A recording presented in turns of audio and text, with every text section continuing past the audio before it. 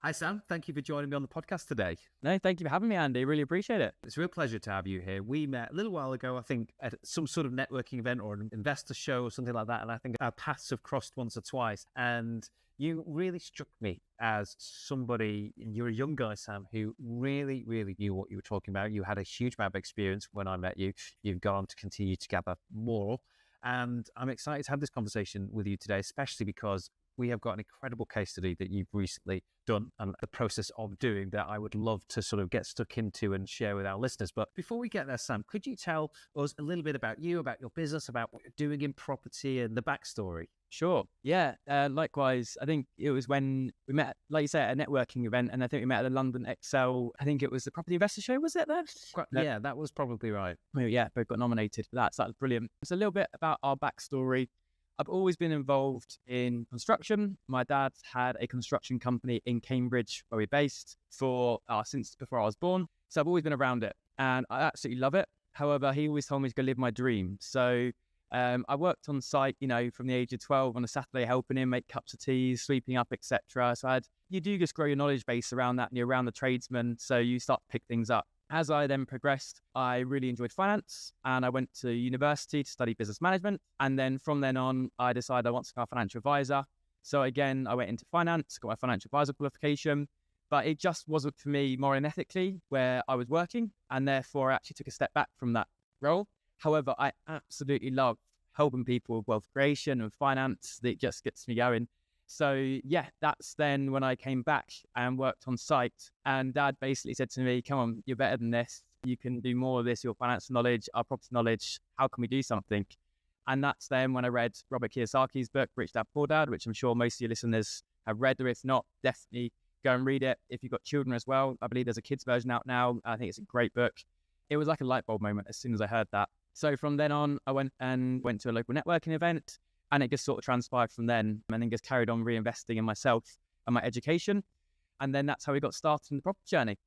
And Sam, you mentioned then there was a point at which your dad gave you that kick that you perhaps needed. Was there a point where you had been maybe thinking about this and had aspirations of building a business, or were there reservations, perhaps even some limiting beliefs? Maybe you just thought that your dad had created this business, but maybe you were only ever going to be an employee of a business or something like that. I mean, tell me about that process and how you actually decided to go from sort of employee or even working, within your dad's business to really driving this yourself and doing projects and deals. I think as you grow up, growing up around a family company, you almost don't realize about the outside world slightly. And going from then working in finance, being commercial, private sector, to then coming back on to the family company, it was a case of, right, this is a great opportunity now. I'm old enough to understand it. I know I don't want to just be, become a tradesman and be labouring. Not that there's anything wrong with that. I think to have a trade, especially as we go into a more AI-dominated world, I think tradesmen are becoming to their own and will be able to earn absolute fortune. That's a whole nother topic. But I think it was a case of, right, we've got this amazing opportunity and we can really harness it and take it to the next level. And also not just for myself, also for my whole family. And to be able to help, mum and dad, they've given us an amazing lifestyle and amazing life, but to be able to give them back in retirement and create, their retirement absolutely as they'd like it is what I wanted to achieve and what we set out to. And that's my biggest why. And of course, my brother as well, to give him a lifestyle that he wants to achieve. And you've done quite a few projects now as a family, as yourself. Can you give us a flavour, Sam, for the sort of stuff that you have been doing over the last few years? Yeah. So over the past few years, our main core is PD rights because we love how fast we can go with them, especially having our own building company. And therefore, at the moment, there's no Article 4 in Cambridge. So we like to do HMOs because we can basically buy a 3-4 bed and transfer it into a 6 bed pretty much in 3 to 4 months time if it all goes smoothly. And therefore, that's our sort of bread and butter. But we've also done a church conversion into 1-bed apartments. Previously, Dad had a lot of commercial experience working in different sites in London. So he's worked on the Tower of London, the Ritz-Carlton. So it's given real in-depth knowledge working on, grade 2, grade 1 listed buildings, different shops as well. And then in Cambridge itself, we actually converted a warehouse into like a 3-story zinc building, which is beautiful, rooftop garden in the middle of Cambridge. So together, we've got a real good in-depth knowledge now. And obviously, I've come on board, and that's where I know that's our USP. I managed to harness a lot of that knowledge. And obviously, that's what enabled me to get into it so young and learn from Dad, which is brilliant. Well, I think that background and all of that exposure, I think it's really clear to see why you have developed such a broad understanding about this industry, because you are quite young, Sam, and you do know an awful lot, and you've achieved an awful lot already. You've won awards yourself as an investor. And there's something interesting there, because I think obviously this has been quite a unique opportunity for you growing up and around that sort of a business. For some people, a lot of our listeners, that's not necessarily the case, but I have always been of the opinion that those early stages of building a property business, depending on how far you want to take it, there's a huge advantage if you can get some of that insider knowledge, just piggyback, somebody else doing something, get that experience, try and get on site. I got this from my uncle, who was a builder, and I would labor for him, and I would spend time around the sites, over the summer holidays, and you just pick up bits and pieces, and it was so useful, even though it was nothing perhaps like the experience that you got. Even that experience was really helpful. So I think for anybody who is getting started and has the potential to do something like this, maybe just get a bit of experience, with somebody or a company doing something. I think it's a really, really fantastic idea, especially for our younger listeners, if they really want to do this, because there's a rush to do things quickly and to try and leapfrog. And actually, it is a difficult, and we're going to get onto this. We're going to talk about it today, but this is a very difficult industry to crack. And that experience and those contacts and that network, it's really important, isn't it, Sam? Definitely. And what I'd say for younger people is I thought I need to know it all. So honestly, I thought I was going to have to go back to college and learn how to become a sparky, learn how to become a plumber, all of that knowledge that I thought I needed to become a property developer. That is not the case. This is where you actually need to sit higher up and become an overall manager of everyone and just basically pull the strings. And that was a mindset thing that stopped me for a little while. So yeah, for young people out there, don't think that you need all the experience of learning all different trades and knowing them. This is where you can rely on your power team. And we'll talk about that, about how it's so important, a good power team around you. But likewise, shadowing, I think, is amazing. Little things just like seeing where the waste runs, it can help you so much in cost saving exercises on floor plan when you're doing floor plan designs. So yeah, that would be my go-to, is just get as much experience as possible around people. I think one of the really great things that you can learn and pick up from people like yourselves or companies like yours is the planning process as well. It's a huge part of my business and your business. We all know how difficult it can be, but the nuances to how the planning system works and the way to kind of work through it, the things that you need to consider, the consultees, the reports that you need to get, the costs that are involved, the timelines, and methods of actually engineering your costs, down as far as possible through the planning process, because it can get pretty silly at times as well. And if you haven't done it before, that first planning application, especially if it's a slightly more contentious one or a slightly more complicated scheme, it can be a real shocker. It can really, really surprise people, can't it? So that sort of experience as well, I think, would be really useful for anybody to be able to pick up. And just sitting in meetings, design meetings, even alongside an architectural studio or a planning consultant, whatever it could be, I think that would be an invaluable tool. And actually, it's something that I learned much later in my career. Only really in the last 5 years, I think, did I develop that sort of thorough understanding. And I wish I'd have sort of exposed myself to it at a much earlier age. I think it would have helped me so much more.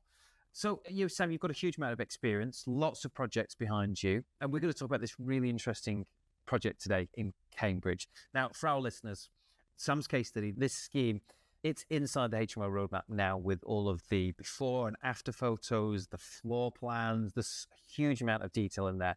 But I wanted to talk to Sam about this today and pick up some of the really important, what I think is really interesting and really relevant bits from this case study to share with our listeners. And I'm sure a lot of people will want to go and check this out straight after today's episode, Sam. But at the very highest level, can you just tell us a little bit about this project in Cambridge? Sure. So when the property came onto market, it was listed for I think 725 or 750,000. And at that price, the numbers just did not work.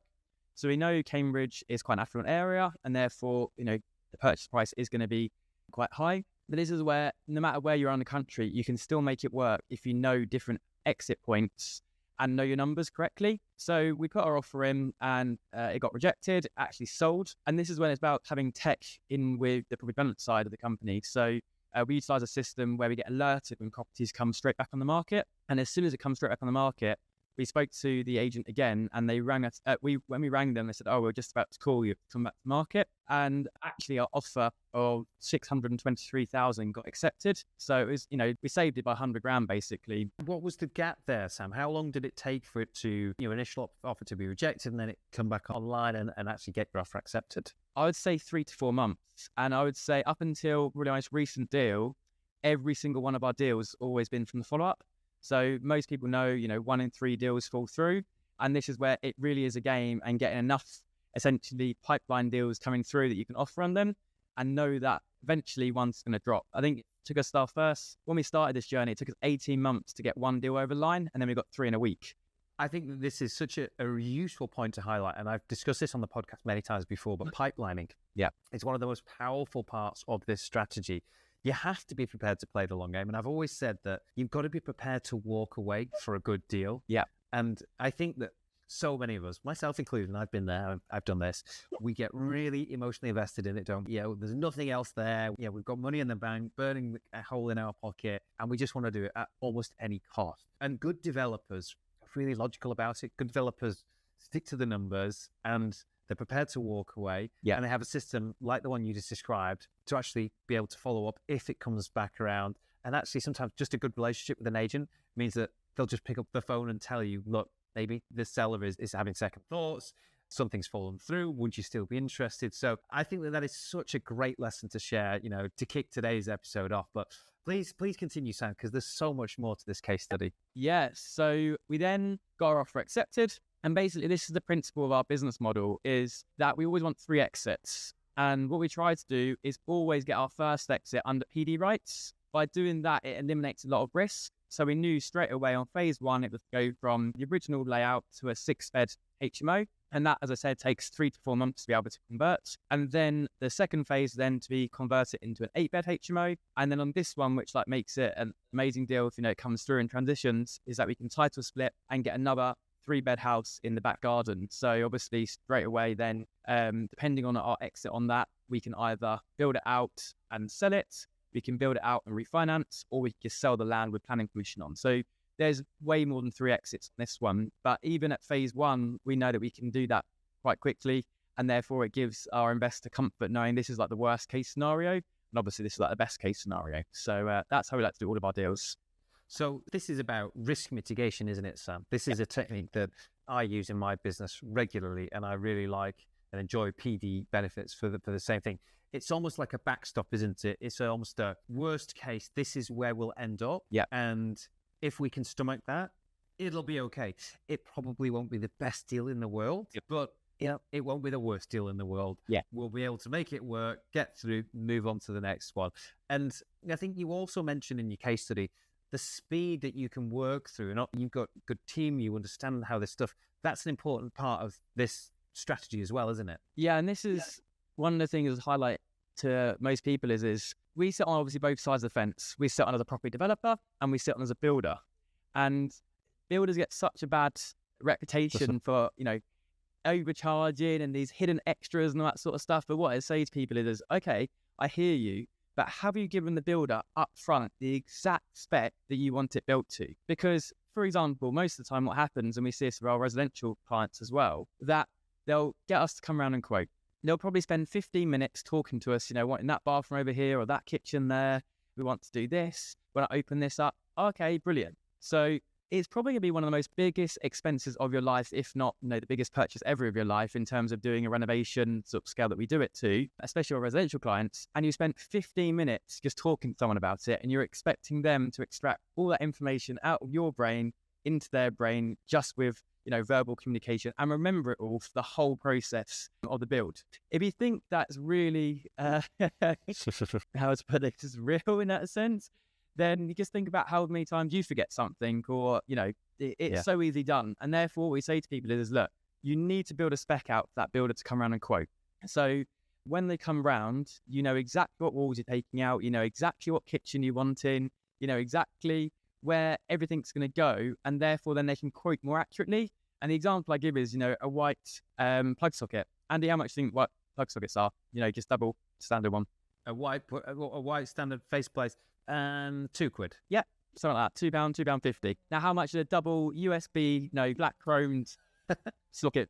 Well, it's funny because I'm laughing because actually, after our podcast recording now, I'm going over to a house that I have bought that is for my wife and my family, and I have done what you're talking about now. I completely get, and I've done everything. So actually, I have fully spec'd it out down to the fixtures and fittings, including sockets. So black, and I'm looking at bronze or some black fixtures and fittings like that. But the sockets I'm looking at are more like 16 quid. Yep.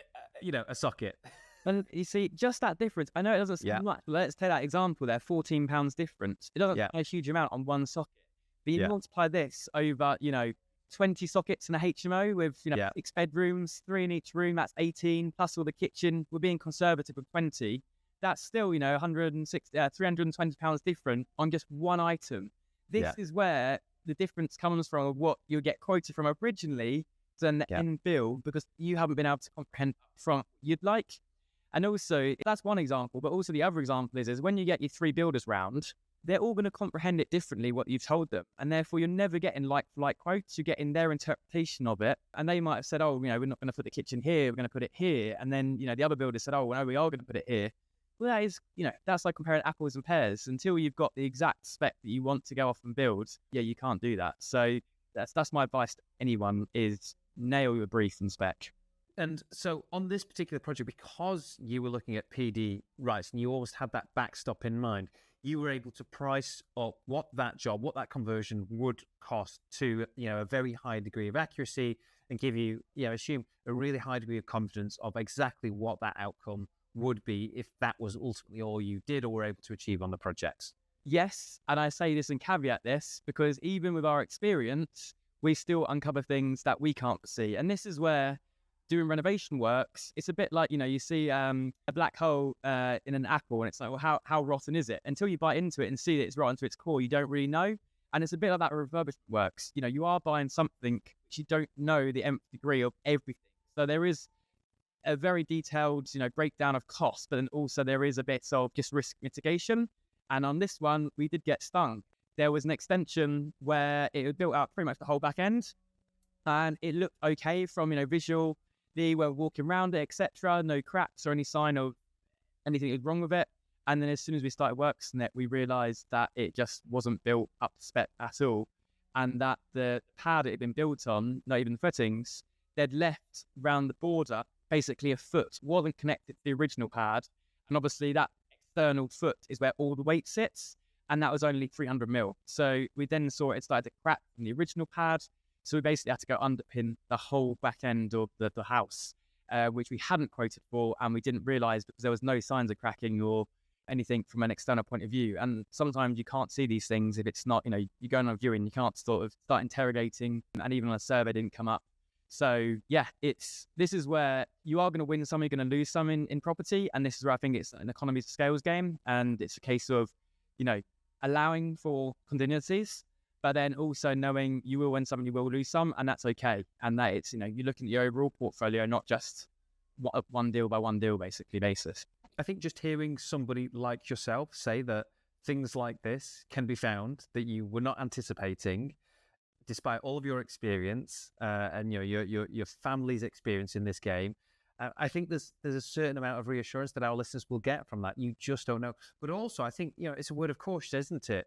You've got to have that contingency. I was going to ask, did you have a contingency? You obviously did. You said it. You did have a contingency. But that's why this is so important. And I think even more so, the less experience you have, the more important it is to have that contingency. And look, I get it. For a lot of investors who have limited funds, limited experience, the amount of capital available for the deal can be really, really, really quite restricted. And sometimes, and this is the truth, I think in almost any deal, it would be possible to convince yourself not to do the deal. There would be enough fault to find with it or reasons, uncontrollable, unquantifiable risks that you could itemize that would lead you to saying, you know what, this is not the deal. But there is a point as well, and I think that this is also important to highlight, that as investors, we have to acknowledge, we have to find that line. We have to get to that point where we've done what we can with the right amount of cost associated to that, with a contingency,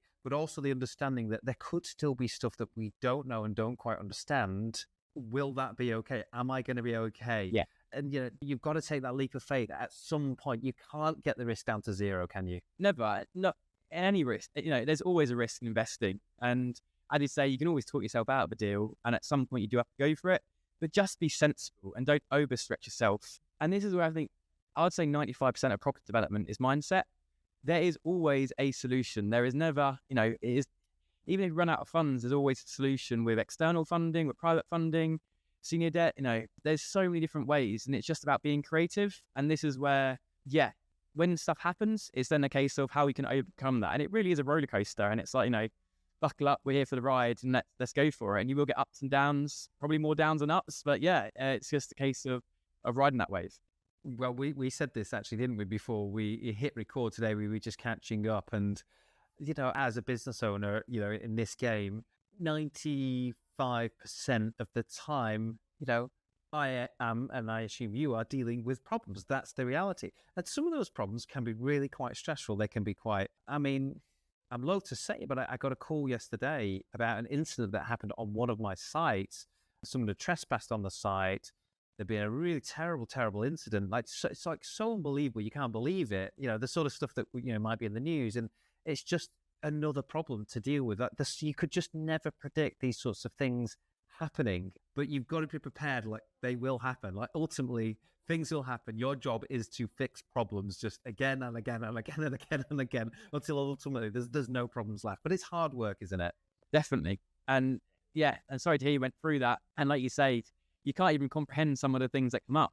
No. That happen. It's it's a case of firefighting, and then it's getting it systemized to a point where you're fighting less fires and trying to always constantly look ahead and build, whilst also always keeping an eye on things and overseeing the portfolio. So you underpinned the extension, you fixed that. There was some additional cost to it. You'd gone through PD and you got the planning, and this was to convert it into a 6-bed HMO, wasn't it? Yeah. What did you spend on that phase of this project, Sam? Yeah. So just to confirm, what we did was we actually built out the 8 bedrooms, but we only went for a license for 6.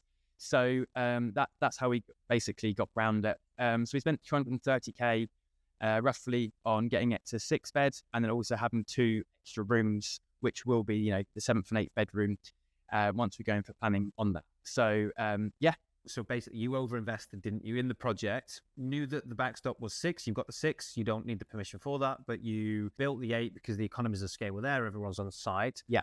And then you've gone phase 2 from 6 to try and get the additional 2 rooms under full planning going to sui generis. Correct. And that's the process we're at now. So, and this is where it comes down to power team. Most people go, I found either a plot of land or, I found a building, we can convert it. Let's go speak to an architect.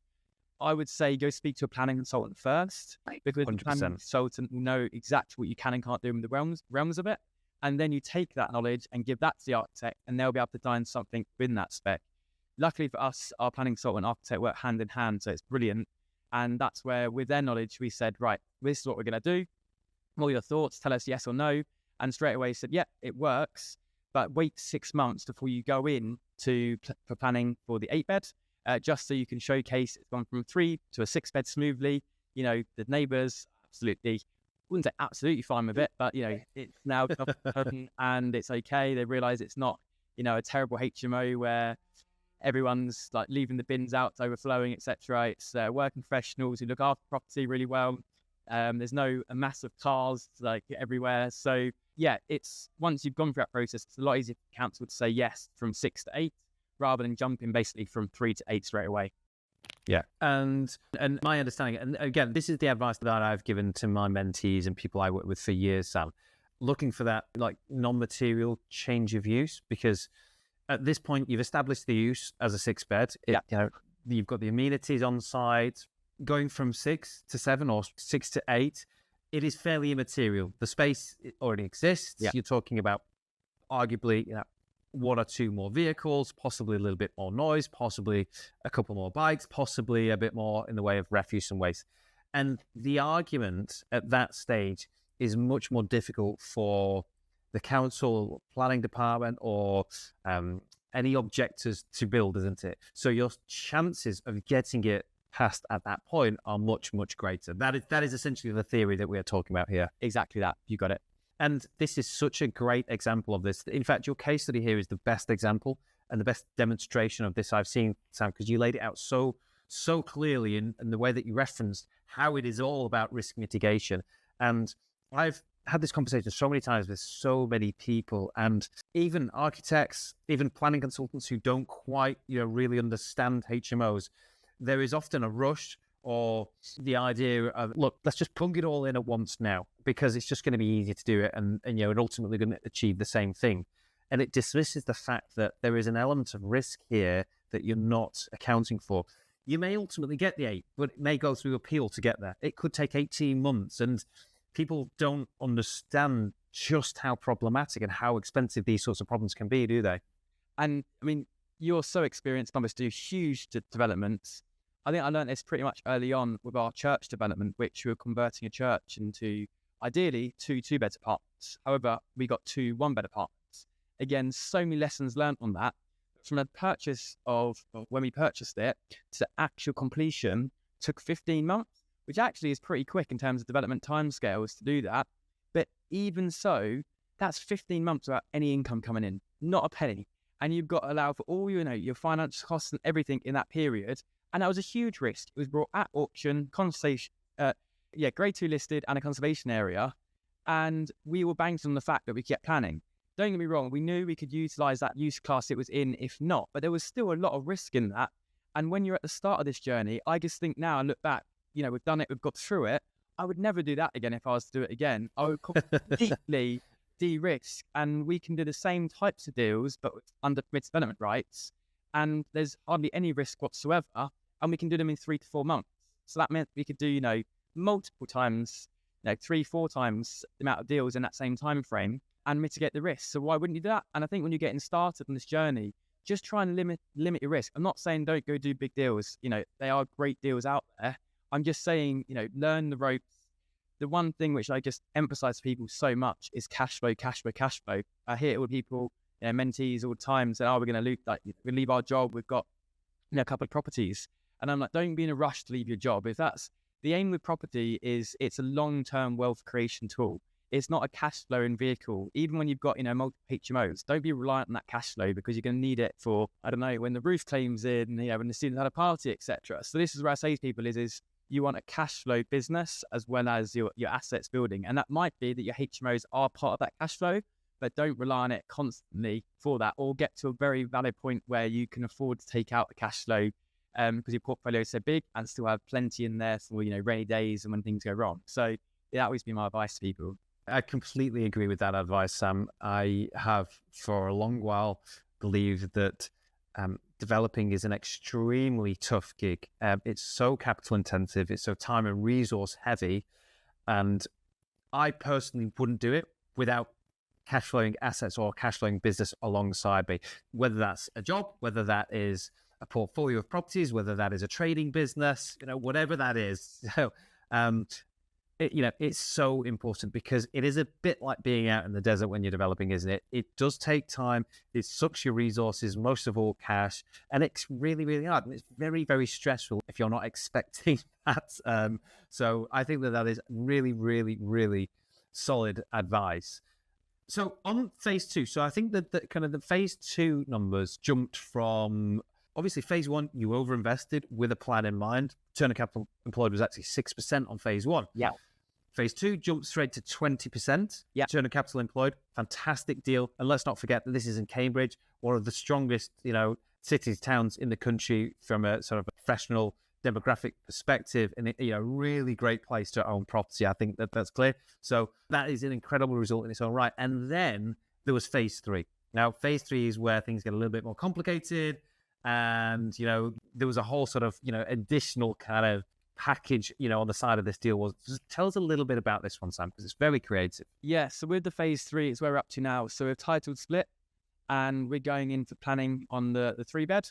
But what we did was up front, again, before we even brought the property, we had our planning consultant and architect look over the deal and say, right, what are the chances of us actually getting planning on this plot? And straight away, we knew we had a high possibility of doing it, as I'd done it, about 50 meters down the road.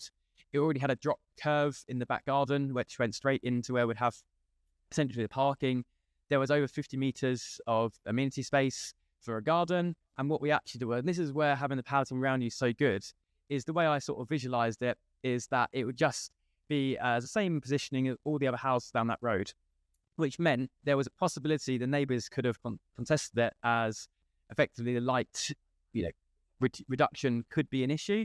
So what our architect said was, we'll just twist it, and therefore it will be closer to our own HMO and further away from the neighbours. And straight away, it was like a light bulb moment. Why did I not think of that? And this is where, even with my creative skills and sort of being in it, sometimes you just don't see it. And by having them people around you to bounce around ideas, straight away, again, it mitigates risk, and that, we're not going to obviously consent against our own, kick up a sting against our own planning consent. So yeah, so that's where we're at currently with it. So yeah, we'll wait and see now how it goes through. And again, if we get it, brilliant. If we don't, we're back to the drawing board and go again.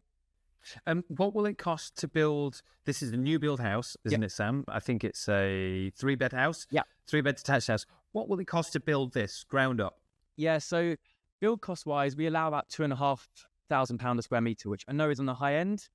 That's just because of the spec we build to, and also being Cambridge with the labour expenses, etc. So we've allowed roughly about 250k to build this out. And then we've been really conservative with the GDV, so we're always conservative on the back end, 500,000.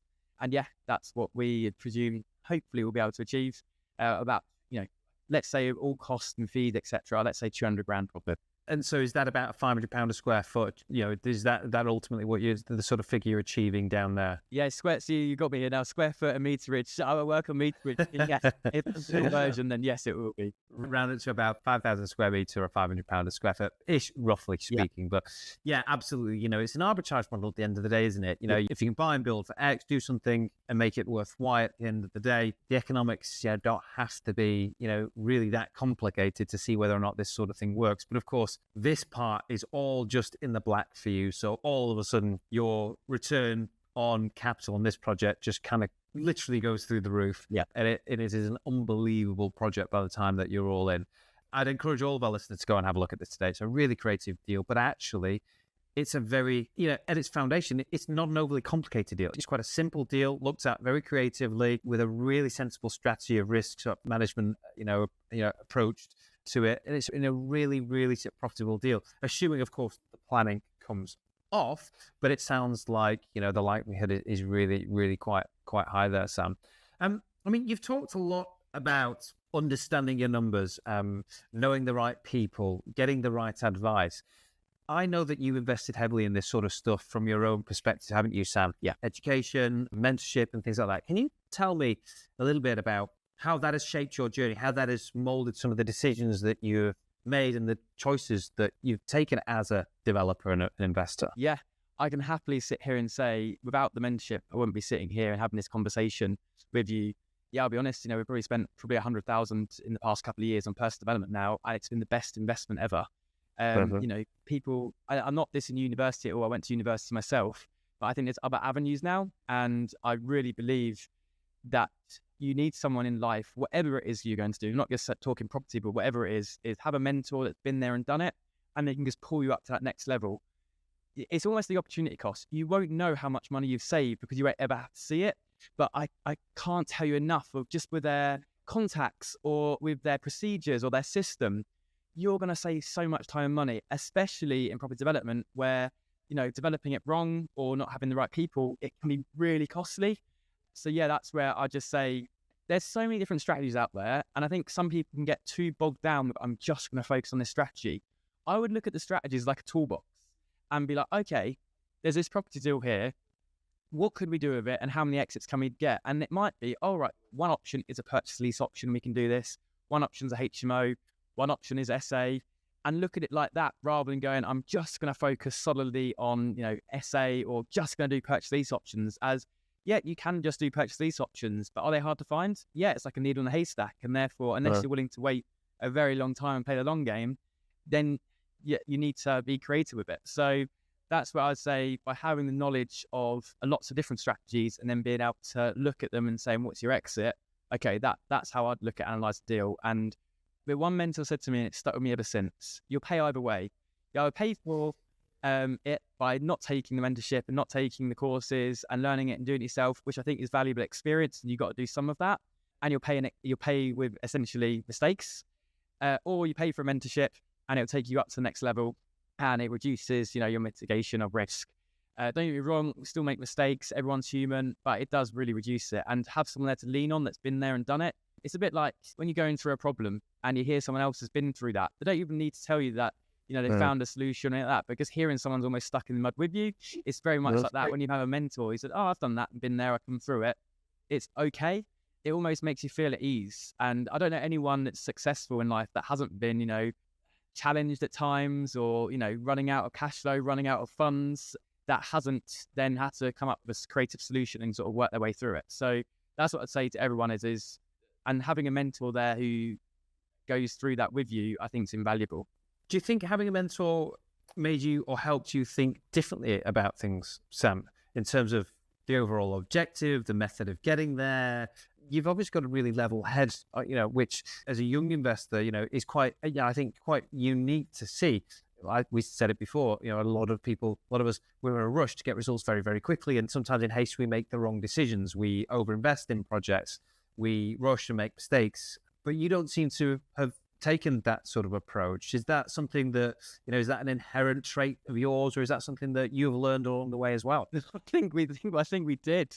I think as project we went all in, and it's Grady listed conservation area, everything. And from that, I learned my lessons of, okay, we don't need to rush this. We can take our time and do it more with better risk management, shall we say. So yeah, I would say that the mentors have helped me with my mindset. And I think in the UK, just as a general, we're very blinkered. We're on this track. We've got to go to university to be successful and take us to the next level, or we've got to, get there as quickly as possible. And if you're not doing it by a certain age, you're doing it wrong. And I think we can be quite blinkered into that.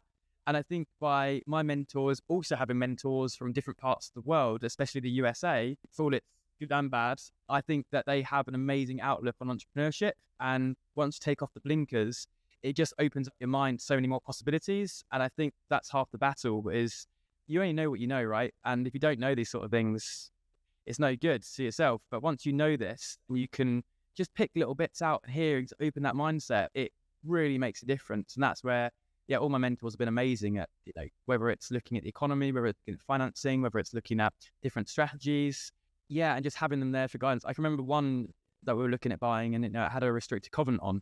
And we were just, again, getting the pressure from the estate agent. You got to buy it now and put it back on the market. Being young, they tried to put the hammer down a little bit harder.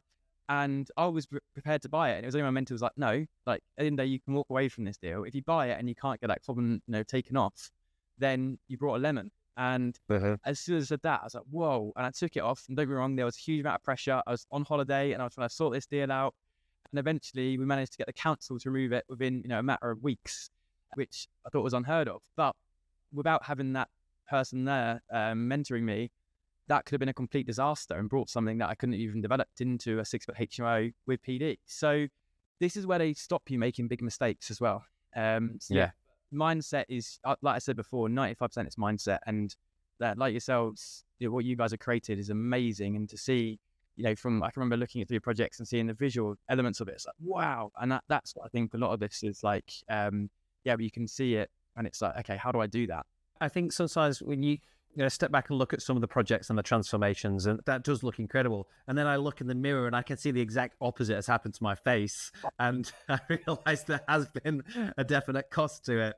You've got to have a thick skin in this game. And it's great to hear you talk about the ups and downs of it and share a really sort of honest and transparent view of kind of what it's like. If you just stepping back, Sam, and, for our listeners, what would you say the key ingredients to making this work are? Key ingredients, I think, if you're just getting started, investing in yourself is the best investment you can make. Once you've got that knowledge, it's then about creating a power team around you. And again, that obviously can come from the investment you've made into yourself with, learning from other people that have done it. But if not, it's about putting the time and energy into finding that power team, that build team. And once you've got them, hold on to them. And it's so difficult to find a good build team right now with the economy that we're in. And therefore, if it's going to cost you slightly more, but you can have the best team, they're going to save you so much money in time and dividends. And, this game really is about building on time and budget, going at a nice pace where you can just keep them going. It never happens like that, of course, in reality, but it's about trying to make that happen as best as possible. So that would be finding a good team around you. And I mean, we've talked about finance before, and various different points. It's obviously a really key part of your business. How do you approach that, Sam? And, how important is that to what you're doing and the plans that you have? Yeah. So with my background in financial advising, we utilize a lot of SaaS pension money, which is great. And you can be really creative with that. But also we raise a lot of private finance. And the reason being is bridging is expensive. So I don't mind bridging, when we initially purchased the property, as it is quite a significant investment when you're buying sort of properties we're buying, but we don't ever bridge the development costs. And that's just because we build so quickly, we need the cash there to be able to go. And I just don't want to have the hassle of having to basically, have a tranche, spend it, and then have to get someone out and surveyor come and utilize it and say, okay, yeah, you spent it on that. Or, simple things. Let's say you've done up the first fix, but you haven't fitted the windows. And they might say, well, you haven't fitted the windows, not going to give you that amount. And it's just, it holds us up. So therefore, that's why we always utilize private finance, so that we can go at our pace and speed rather than the pace and speed of everyone else. And I think, in an ideal world, you're buying cash, you'd use only cash and you wouldn't have to utilize any of the banks. If, that's the ideal scenario. But the reality of that is obviously very different. And that's where I just say is try and take as much control of yourself in-house with finance as soon as you start. And I'm not saying don't finance at all, because, there's so many creative strategies out there. It's absolutely awesome. Just be aware of when you are financing the full implications of it. And I see a lot of people get onto these bridges not knowing, the costs that are racking up in the background.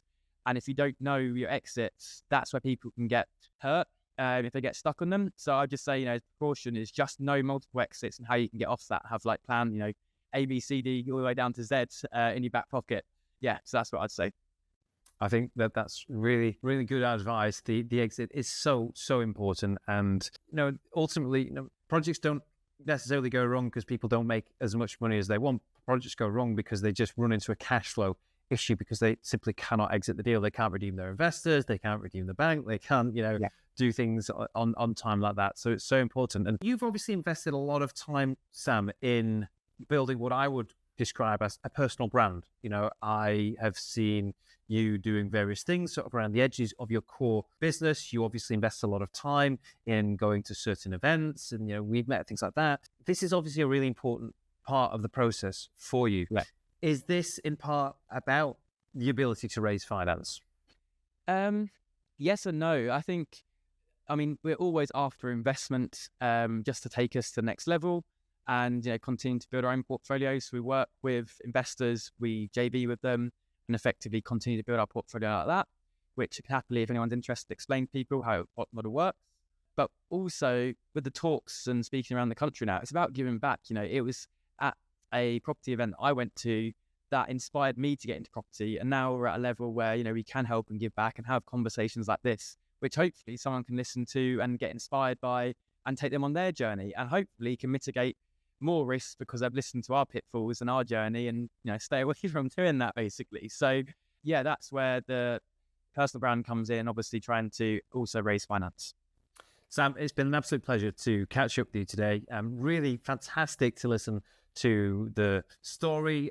Really great to discuss this project in Cambridge in detail. Such an exciting project, and I've got my fingers crossed for you for the planning. I hope all of that comes through and everything goes the way that it should do. And I'm really looking forward to watching your journey. For anyone who's been listening today and would like to connect, maybe consider or discuss sort of options or maybe finance, whatever it might be, Sam, where would the best place for them to go to be? Yeah, so you can follow us on any of our socials, so on Instagram, on LinkedIn, on Facebook. Also, you can go onto our website and you can find our contact details on there, and please feel free to reach out. Thank you so much, Andy, for having us on. Thank you, Sam.